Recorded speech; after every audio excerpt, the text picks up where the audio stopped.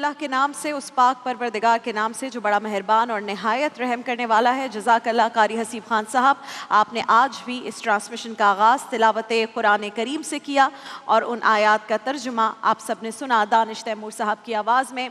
जज़ाकल्लाह। असद भाई, इमरान शेख खत्तारी भाई और हसीब भाई ने प्यारे बच्चों के साथ मिलकर कसीदा बुर्दा शरीफ का नजराना पेश किया, जैसे हम पहले रोज़े से करते आ रहे हैं। और ख़ूबसूरत रिवायत हमने रखी है कि अरबी में, उर्दू में और फिर फ़ारसी ज़ुबान में कसीदा बुर्दा शरीफ का नजराना बारगाह रिसालत में पेश किया जाता है इन प्यारे बच्चों के साथ। अस्सलामु अलैकुम वरहमतुल्लाह। मुझ नाचीज़ को कहते हैं राबिया अनम। नाज़रीन मोहतरम, हम सब की ज़िंदगियों में एक वक्त ऐसा ज़रूर आता है जब हम खुद को बहुत तन्हा और अकेला महसूस करते हैं। ये कैफियत वैसे तो टेम्पररी होती है। हम अगर चाहें तो सब्र के साथ और यकीन को अपना सहारा बनाकर बहुत ईज़िली इस कैफियत से निकल सकते हैं। लेकिन हम ठहरे सदा के उजलत पसंद लोग और जल्दबाज, लिहाजा हम इस टेम्पररी सी कैफियत को परमानेंट समझ लेते हैं और अपने खालिक से ही, अपने परवरदिगार से ही, अपने मालिक से ही शिकवे करने लग जाते हैं।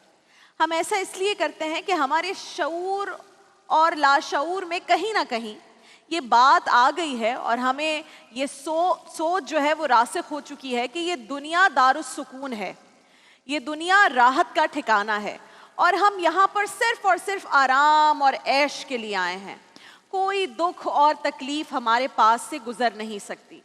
हालांकि सूरह बलद में अल्लाह ताला ने कसमें खा खा कर एक बात फरमाई। अल्लाह ने फरमाया, तर्जुमा मैं आपके सामने रखूंगी, कि मुझे इस शहर की कसम ए हबीब मुकर्रम, इसलिए कि आप इस शहर में तशरीफ फरमा है। फिर फरमाया, और सबके बाप यानी आदम और उनकी औलाद की कसम। और जब हमारे परवरदिगार ने ये कस्में खा ली तो फिर उसके बाद, कस्में खाने के बाद फिर फरमाया, बेशक हमने इंसान को मुशक्कत में मुब्तला रहने वाला पैदा किया है। अल्लाहु अकबर।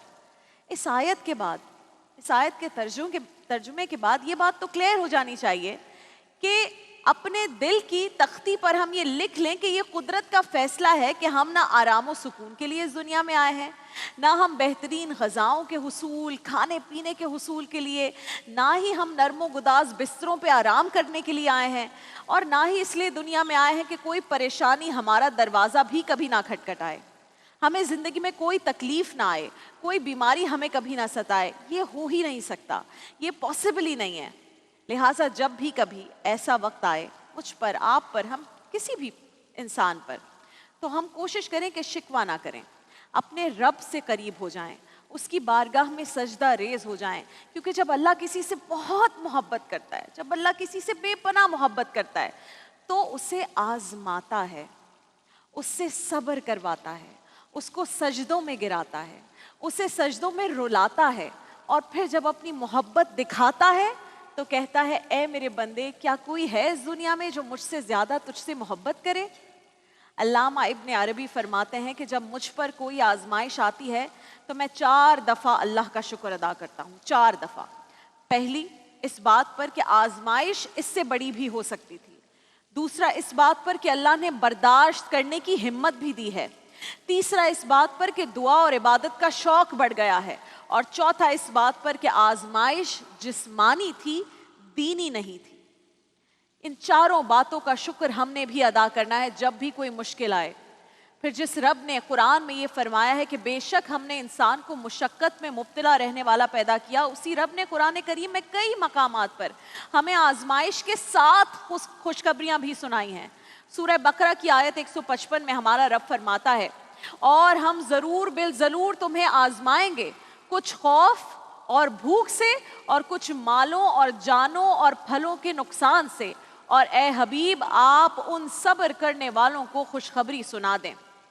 फिर सूरह बकरा की आयत 157 में हमारा परवरदिगार फरमाता है, यही वो लोग हैं जिन पर उनके रब की तरफ से पै दर पै नवाजिशें हैं और रहमत है, और यही लोग हिदायत याफ्ता हैं। सूरह तलाक की आयत नंबर 2 और 3 में रब ताला इरशाद फरमाता है, और जो अल्लाह से डरेगा अल्लाह उसके लिए मुश्किल से निकलने का रास्ता बना देगा, और उसे ऐसी जगह से रिस्क देगा जहां से उसे गुमान भी ना होगा। फिर सूरह अलम नशरा की आयत है 5 और 6, उसमें रब फरमाता है کہ بے شک ہر مشکل کے ساتھ آسانی ہے، مشکل کے بعد نہیں، ہر مشکل کے ساتھ آسانی ہے، یقیناً ہر مشکل کے ساتھ آسانی ہے۔ کتنا رحمان اور مہربان ہے ہمارا رب، جو ہر تکلیف کے بعد ہمیں راحت کا مژدہ سنا رہا ہے، ہر تکلیف کے ساتھ ہمیں راحت کی خوشخبری سنا رہا ہے، سکون کی خوشخبری سنا رہا ہے، آسانی کی خوشخبری سنا رہا ہے۔ مجھے اور آپ کو صرف اتنا کرنا ہے کہ جب بھی کوئی پریشانی، کوئی مشکل وقت ہم سب پر آتا ہے، کوئی بھی آزمائش آئے تو ہم نے قرآن پاک پڑھنا ہے، اسے سمجھنا ہے، ہر پریشانی سے آپ کو راحت مل جائے گی اور زندگی گزارنے کا مقصد آپ کو مل جائے گا، آپ کے ہاتھ آ جائے گا۔ اللہ تعالیٰ ہم سب کو قرآن پڑھنے، اسے سمجھنے اور اس پر عمل کرنے کی توفیق عطا فرمائے، آمین ثم آمین۔ دیکھیے محفل رمضان لائیو ٹرانسمیشن روزانہ دوپہر 2 بجے سے صرف گرین انٹرٹینمنٹ پر۔